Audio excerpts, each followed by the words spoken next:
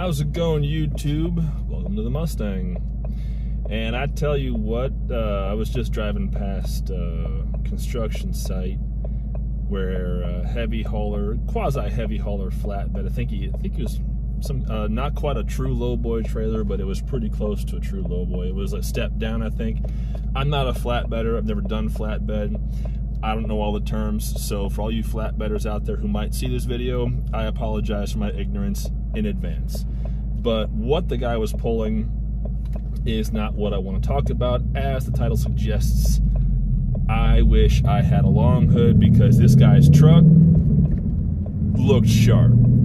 It was one of those, you know, those two-tone paint schemes with the, it was purple base with the big giant white stripe down the sides.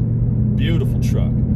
I don't know if this fellow was an owner operator or if that was a company truck. I didn't get a good look at the door. The information on the side of the truck wasn't super conclusive in saying, yeah, this guy is an owner operator or it's part of a fleet. I don't know.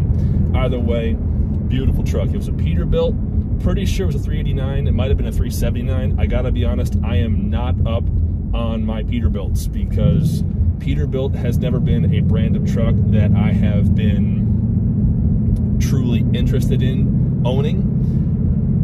But every now and again, I gotta admit, whenever I see a Pete rolling down the interstate, you know, a long hood Pete that's been taken care of, it's got a nice paint job, respect must be given where respect is due. And there's a lot of sharp looking Petes out there. 379s, 389s. I have to admit, they're beautiful trucks, especially when they're taken care of. They are beautiful trucks. However, I have a bias towards Kenworth. Yeah, I had my T680 for 3 years, but whenever I look at long hood trucks and I think about trying to get into one, I always like the look, and I prefer the W900, the W9 series, the 900, 900L. That, if I could just go out today, buy a long hood, new or used, whatever, almost a guarantee I would go for a Kenworth W900L, or at least just maybe a W9, some kind of W900. Not the 990, because the 990 is, in a lot of respects, the 990 is the W9 crossbred with a mid-roof T680, which, to be fair, the T680 sleeper is nice. I was very comfortable in that sleeper. I liked the driver's workstation in there. Wasn't a fan of the available storage space, but for what it was, I was able to live very comfortably in that truck, in that sleeper. But if I was to do a long hood, yeah, I'd be looking for a W900 with the 86-inch studio. That'd be my jam. 13-speed manual, because I don't do heavy haul. Probably will never do heavy haul. I don't need 18 gears. 13 would be enough. Tune it, maybe 500 horsepower, maybe. Probably 455, just because I don't need to be, you know, drinking that much go-go juice. But then again, to be fair, I'm not up on which horsepower tuning is the best. I've done most of my driving with 455, allegedly. I don't know what the actual tune was, but, you know, 455 was the alleged rating. Could have been 400 for all I really know. But, yeah, I'd go for a W900. It's a shame that Kenworth basically has shut that line all the way down after the 2023 model year. They put out those beautiful 100th anniversary W900s, and I saw one of those. Some of you folks may have seen that short I posted last October. I saw one at an MHC Kenworth over in Omaha when I was getting my 680's cruise control mount sorted out. They had a brand new one on the lot with an 18-speed. I think the horsepower was 565 and the Cummins X15 motor. Beautiful. beautiful truck, but the sticker price was $264,000, which means that once you deal with the lovely interest rates for 2023, 2024, that means you're probably going to end up paying closer to $400,000 just for the truck itself. Then when you add the warranty, you know, get it out to the 500,000 mile warranty. I don't know what a warranty on a brand new truck costs. I'm going to assume it's going to be an extra $35,000. I don't know. I'm just pulling numbers out of the hole there. So yeah, you're figuring, you know, a $260,000 truck becomes a $450,000 investment by the time you deal with interest, your loan term, all that, unless you can walk in and boom, plunk down 300 grand and then drive off the lot. Or you've got a comparable trade that's going to knock some of that value down so you can really get a decent upgrade. But that's pipe dreaming. That was pipe dreaming then, it's pipe dreaming now, because even though I've been surviving as an owner-operator, the reality that I'm facing at still this fairly early phase in my business is that I really don't qualify, so to speak. I don't qualify in terms of my business plan, my financial flexibility, or really where my affordability is at to even really look into affording any kind of long hood truck, whether it's used or new, because used trucks, unless you know that you know that you know a long hood has been properly taken care of, you could be buying a truck that needs a full rebuild, and now you're on the hook for $45,000 to $60,000 in parts, labor, who knows what. I mean, yeah, there's a company out in a dealership out in Ohio. I think they're called Ohio Trucks or Ohio State Trucks, something like that. I should know. I've looked at their website quite a bit trying to see if there was a long hood there that'd be worth investing, especially a pre-emissions long hood. But and a lot of their listings were for trucks that were, you know, owner-operator spec, you know, one owner, someone had it, drove it for anywhere from, you know, 500,000 to $1.5 million miles. And they've got, oh, we got the rebuild paperwork and everything with it. Is, you know, knew this, knew that, knew whatever. It's like, okay, that sounds pretty good, but, you know, not having any real experience with a long hood truck, I don't know what that rebuild really entails. And I've got to be honest, in where I'm at in my business, I am not there yet where I can look at the cost of ownership for a long hood. Now, to be fair, some guys I'm sure will get on here either in their own channels or respond to this one with, oh yeah, I've had the same Kenworth or Peterbilt or Freightliner or whatever long hood for 15 years and it's been dynamite, you know, haven't needed a rebuild yet, which, okay, that's fair. I mean, if you keep the maintenance up, I mean, that's, in theory, that's going to push that rebuild out, you know, a while. But, you know, on the same token, you know, I'm not someone who's educated enough on these trucks to the point where I could say, yeah, I don't need to worry about a rebuild till I hit 1.2 million, or I need a rebuild like right now because it's got XYZ problems or whatever. So I'm just not knowledgeable enough yet. And then unfortunately, when it comes to the long hood truck, whether it's a pre-emission truck or even, you know, a 500,000 mile truck right now in February 2024, those trucks are very expensive, because what I've been told, and I believe this by Kenworth dealers, is that the long hood trucks, whether it's Peterbilt or Kenworth, they hold their value for a while. And based on the prices that I've seen, I have to agree with that. You know, if you're looking at a Peterbilt or a Kenworth long hood, you know, the quote-unquote granddaddy long hood trucks, you know, they're not cheap. Even with 500,000 miles on them, a 500,000 mile, like for example, like a 2018 Kenworth W900, just for example, a 500,000 mile one of those trucks, whether it's the standard sleeper or the 86-inch studio, you're not getting that truck for less than $125,000 unless it has problems. And if you're doing that, either you know the guy is giving you just a sweetheart deal, or you're buying a truck that needs a ton of work. The least likely option is that the guy who's selling it doesn't know what he's got. That's just kind of the way I look at it. Doesn't mean I'm right, but I think I'm in the ballpark. So that's just kind of how I look at it. Like, you know, being with only 3 years in the game as an owner-operator and having gone through this spat of economic turmoil, it's going to be a couple of years before I can really logically think about getting serious about any kind of new Kenworth W990 or a Peterbilt, I think it's the 589. Their next generation long hood, which is kind of like it's the Peterbilt version of the Kenworth W990. I think it's the 589. I haven't looked too seriously at it, but you know, I know they have a version of it now to replace the 389, because they're trying to get, you know, more efficient. And that's the other side of that coin, where if you're going to go for a long hood, because it's not an aerodynamic truck, if you're going to be doing, you know, say loads over 30,000 pounds, just again putting that out there, 30,000 pounds is just a number to pick. The fuel expense is going to be pretty high unless you're running in good flat land, like, you know, Nebraska, for example.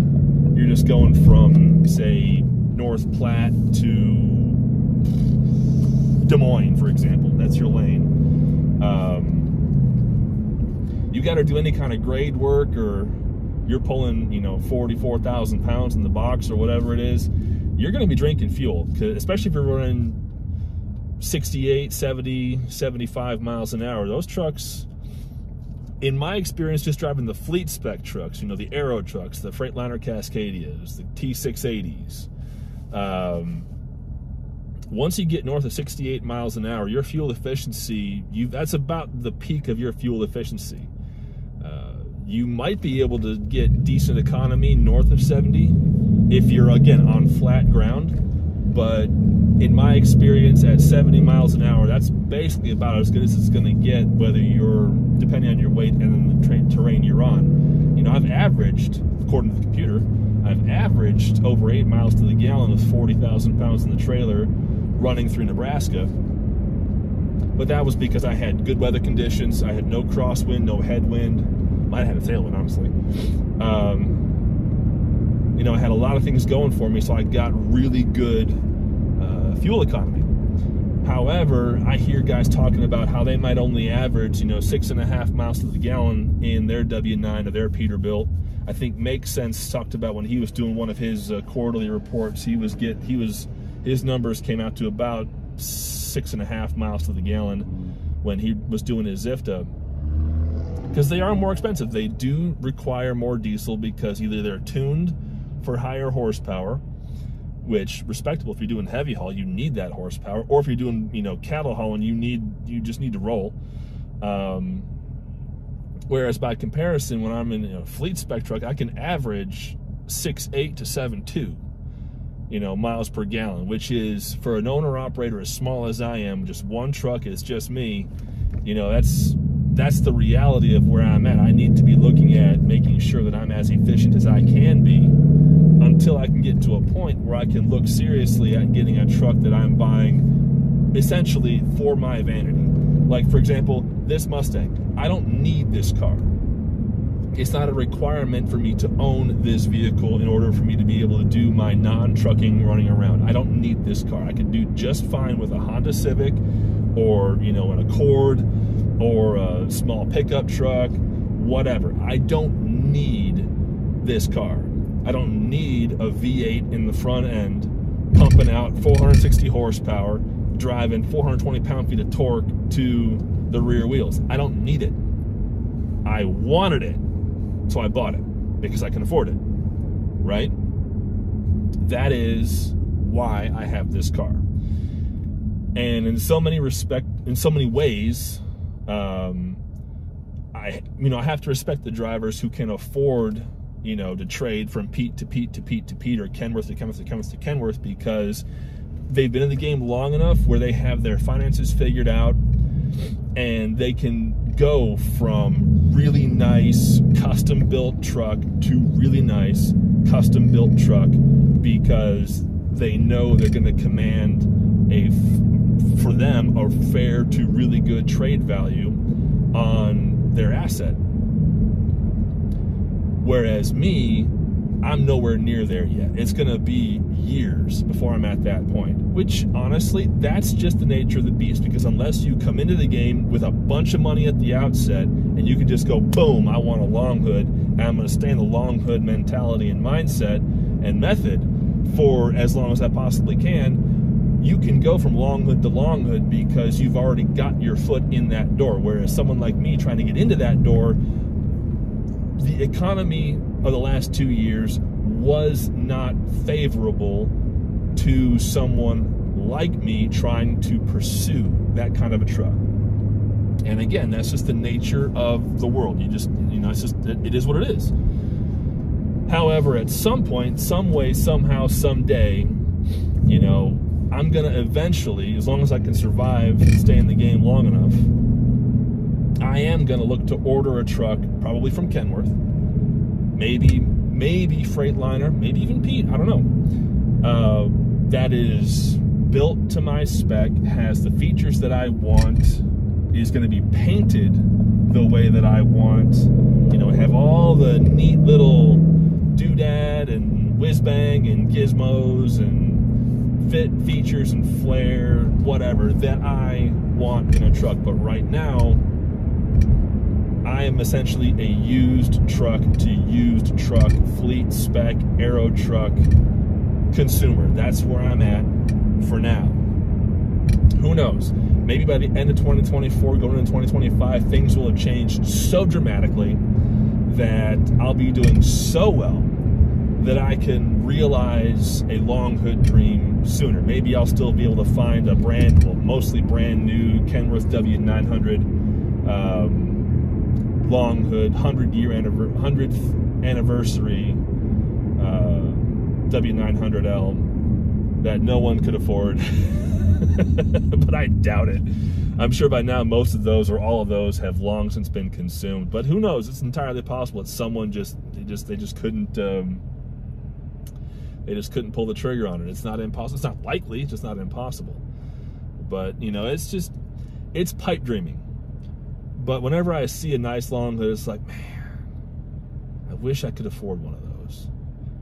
Because in a lot of ways, those are the trucks that most of us who grew up in the U.S., I'm talking about U.S.-born drivers, not folks who came here from other countries and got into trucking because it was, and in some ways really still is, a quick and fairly easy way to get into the job market and make money or even start a business.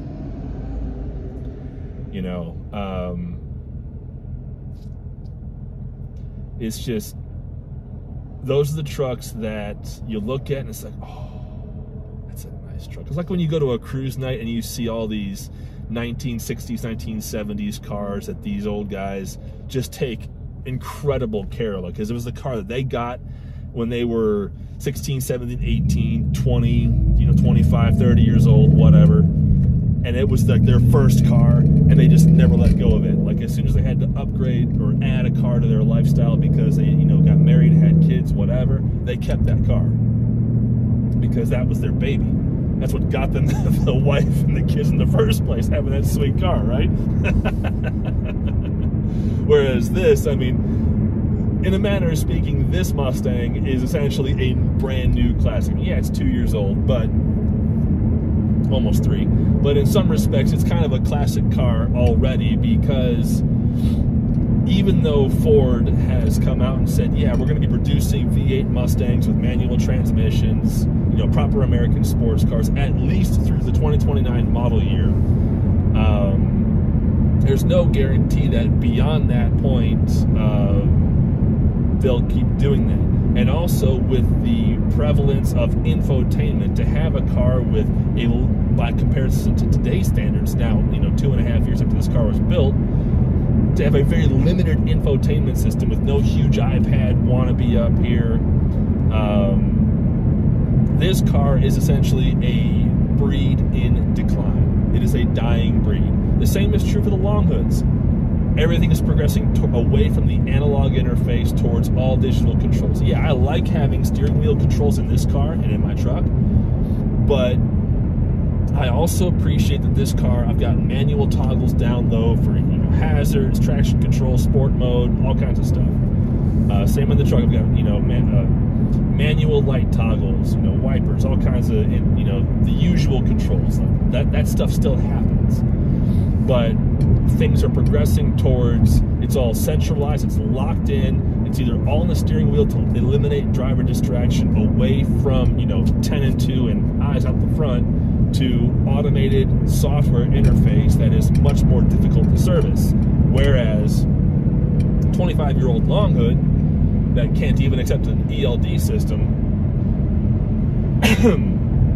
in a lot of ways, a standard set of tools can take care of that truck. Not true for this car or most fleet spec trucks nowadays. Even the long hoods these days, same deal. They have a lot of the same technology in them that all the fleet spec trucks do, because it's the same core architecture, just with a different exterior wrapping. Doesn't mean I don't want one though, because I want one. Anyway, folks, thank you so much for watching and listening to me pipe dream and blather on today. I do really appreciate it. I hope your 2024 is off to a good start. I know we're almost all the way through first quarter already, which is absurd. We got tax season coming up. And with that being said, folks, I'll see you down the road. Take care.